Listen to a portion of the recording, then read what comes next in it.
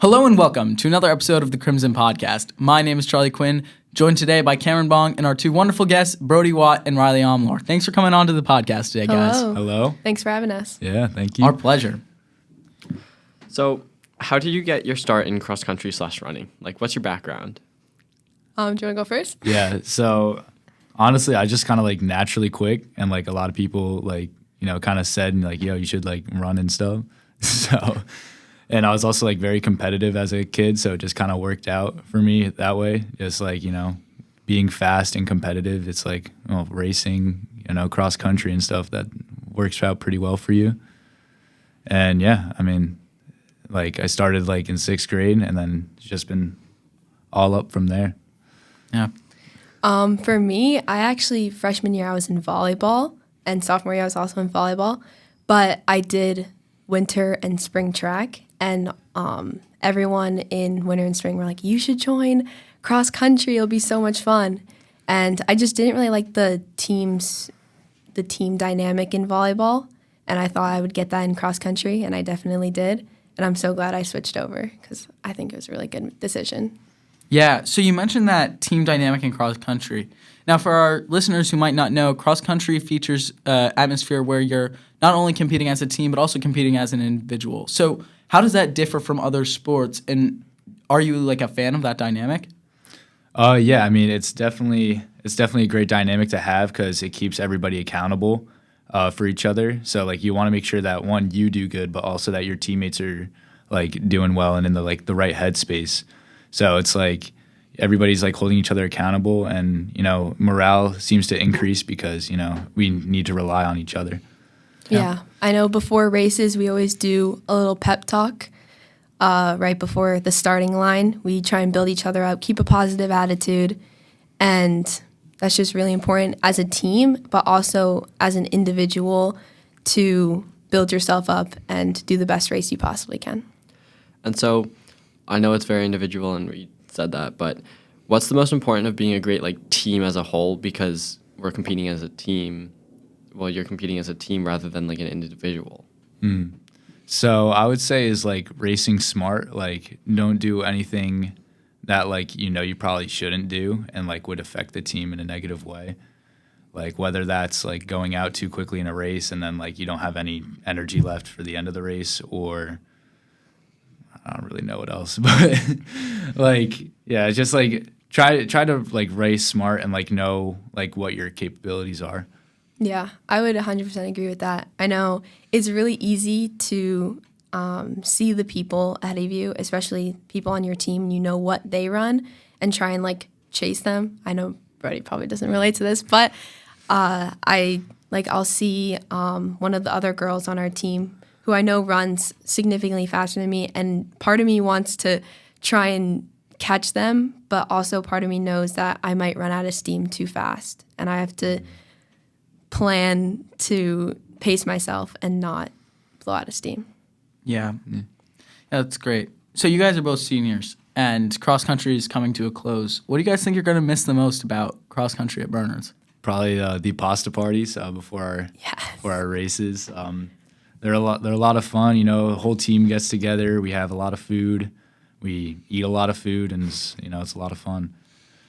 Yeah, definitely pasta parties, but also just practice in general.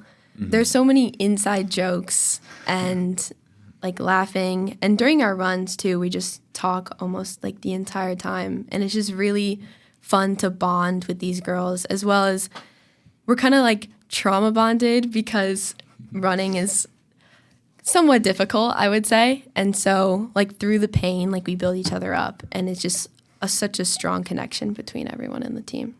Yeah, no, that's great. So you both run year round, right? Yes. Winter and spring track and cross country. How does the kind of atmosphere of cross country differ from those of spring and winter track? So I'd say the size of the teams are much smaller for cross country. Mm-hmm. So I feel like it's a more tight-knit group of people because, we're with each other the whole time, and it's you're able to see each other more. Whereas track, it's everybody kind of breaks off and does their own thing, and it's also a much larger group. So you just don't see as many people as often. Yeah. Yeah. I 100% agree. In track, like you get separated based on your event, and you kind of just stick with those people. While in cross country, especially the girls team, we only have 8 girls, so it's really close, and we all are like pretty much almost best friends. Like we all know each other. While in track, there's some people that I never really got to know, and that's why I love cross country so much, because of the closeness of everyone. That personalized experience. Yeah, it's really great. And what makes you guys good teammates and captains? I'd say like I hold like a good dynamic with our team. You know, I keep us like focused, but I also like I'm not like, you know, like trying to control like what all these guys do like every day of the week. Like I'm try to have some fun with it as well. And I say like having a good balance of, you know, the fun aspect of it and, you know, the hard work that we put in, it like creates a good team dynamic that keeps us competitive. Yeah, I would say I like to boost the morale a little bit, because it can be difficult, it can be hard. You want to quit so many times, but I like being like making jokes and sometimes making myself a joke, but you know, it's part of it. And just kind of keeping the moods light, because it can, if you let it, get really down. Yeah. So you're talking about like getting really down. Like how significant is that mental aspect to running? Because I feel like running, you know, it's so much more than just moving your arms and legs. There's a lot going on inside your brain too. Yeah, I would say that it's majority in your head. There's days where I've woken up and I just woke up on the wrong side of the bed, and I had to run my race, and I just couldn't perform as well as I probably could have done. But then days where I'm in a positive mood, I'm hanging out with my friends, my teammates, and we're all positive, and I run a lot better of a race. But just because my mind is there, although throughout the season I do improve like physically, but mentally, that's like the hardest challenge for me. Yeah, I definitely have to agree. The mental aspect is huge, especially when you're running a 5K. It's like 15 minutes of like just you and your thoughts. Like I've had races where like my nerves have gotten the best of me, and like I'm just not in the right headspace to start, and it just doesn't help you out. So like keeping a positive mindset during like the start and throughout your whole race is like crucial to running well. Yeah. So I guess let's move on to some rapid fire questions. Brody, what's your favorite food? I'd have to say either chicken parm or fajitas. Riley? Mia Bong's tortellini. Brody, what's your favorite hobby? Ooh, hiking. Riley? My favorite hobby, probably something art related. Nice. If you guys could have a superpower, what would it be? Ooh, jeez. Probably super speed. I mean, you already have that, though. Wow. Well, in that case, like, I don't know, like telekinesis or something. Oh, nice. I would have the ability to control time. I feel like that'd be really fun. Nice. What are you guys' favorite musical artists? Oh, that's- Musical artist. Maybe like Tate McRae or like Leve. I've been listening to a lot of Nas lately. Nice. What's your guys' favorite subject here? Physics. I'd have to say world history. Nice. I enjoy that class. These are good. What's your favorite part about being at BHS? My favorite part is definitely the connections that I make with other people. Yeah, I'd have to agree. Like the people here kind of made my experience. And if you guys could pick anyone, dead or alive, who would you have dinner with and why? No. I would have dinner with Leonardo da Vinci, because he's a big inspiration to me.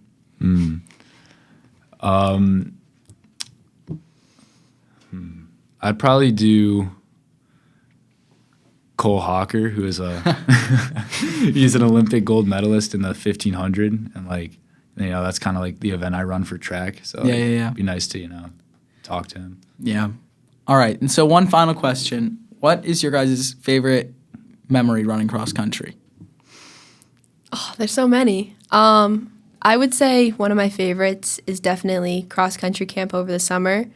That whole it's a week where we're running, but it's so much more than that. There's so many activities that we do, and it's just lots of team bonding. Yeah, camp is definitely a good choice there.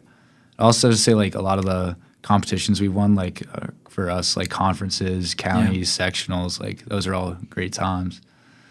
Yeah. All right. Well, that will do it for today's episode of the Crimson Podcast. Thank you for tuning in. I've been Charlie Quinn with Cameron Bong, and thank you to our two wonderful guests, Brody Watt and Riley Omlor. Thank you. Thank you. We'll catch you guys on the next episode. See you later.